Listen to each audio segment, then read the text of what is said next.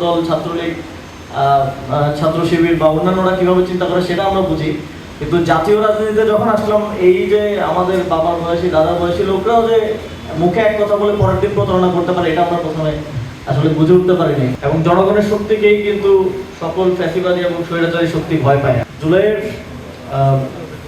2 বছর পর, আজকে ঠিক 2 বছর পরে 2026 সালের জুলাই আমরা আছি।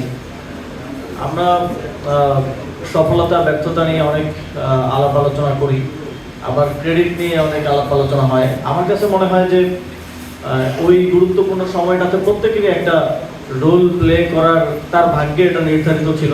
হয়তো কোনো কারণে আমরা সামনে চলে এসেছিলাম, কিন্তু এটা এমন না যে আমরা সামনে না আসলে আন্দোলনটা হতো না, আমাদের জায়গায় অন্য কেউ আসতো, কিন্তু মানুষের যে আকাঙ্ক্ষা ছিল সেটা কোনো না কোনোভাবে বাস্তবায়িত হতোই। এবং মানুষের মধ্যে যে দীর্ঘদিনের শোষণ, বঞ্চনা, অত্যাচার, নিপীড়নের ফলে যেই বিক্ষুব্ধ মনোভাব তৈরি হয়েছিল, সেটার জন্য জাস্ট একটা স্ফুলিঙ্গের দরকার ছিল। জুলাই গণঅভ্যুত্থানটা সেই একটা স্ফুলিঙ্গ তৈরি করেছে এবং সাধারণ মানুষ নেমে এসে তাদের জীবন দিয়ে অনেকে হাত পা চোখ হারিয়ে এই গণঅভ্যুত্থানকে সফল করেছে। কিন্তু পরবর্তীতে আমাদের যেই ব্যর্থতার আলোচনা, সেখানে মূল আলাপটা আসে যে আমরা একটা গণতান্ত্রিক রাষ্ট্র বিনির্মাণের যেই একটা প্রত্যাশা এবং আকাঙ্ক্ষা তৈরি হয়েছিল, সেখানে হয়তো আমরা পৌঁছাতে পারি নাই। সেটার জন্য অনেকেই রাজনৈতিকভাবে অনেকে মনে করে যে আমার কোনো দোষ নাই, অপরের দোষ, কিন্তু আমার মনে হয় কালেকটিভলি এটা একটা আমাদের কালেকটিভ ফেলিওর হয়েছে। এক লাইটেই নিশ্চিন্তে চলে দিনের পর দিন। Walton emergency bulb, the best emergency bulb. তো আমাদের আরেকটা ভুল আমি বলবো, সেটা হচ্ছে এই রাজনৈতিক দলগুলোকে বিশ্বাস করা।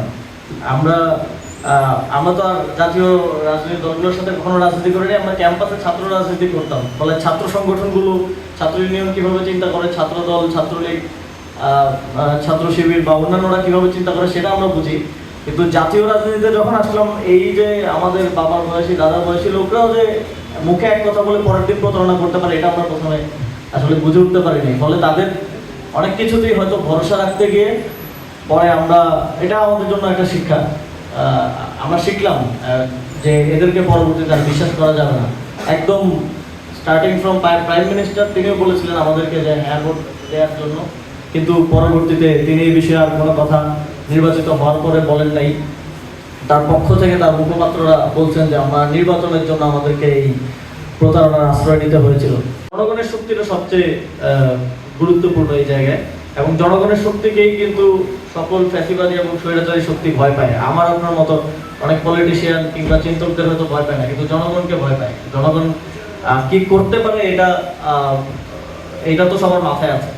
যে যত বড়ই স্বৈরাচারী হয়ে উঠতে চাক না কেন, 24-এর স্মৃতি তো সে হয়তো ভুলে যাওয়া সম্ভব না। এবং তারও মাথায় আসে যে আমি আজকে যেখানে যেই মন্ত্রী পাড়ায় কিংবা যেই গণভবনে বসে স্বৈরাচার কায়েম করার কথা ভাবছে, এই বেডরুমেই জনগণ এসে ঢুকেছিল, আবারও তারা সেই ঢোকার সক্ষমতা রাখে। এই মেসেজটা যদি জনগণের পক্ষ থেকে থাকে, এই অ্যাওয়ারনেস এবং প্রতিবাদের সংস্কৃতিটা যদি জারি থাকে, তাহলে আমার মনে হয় যে কেউ আর বাংলাদেশকে পেছন দিকে নিয়ে যেতে সাহস করবে না।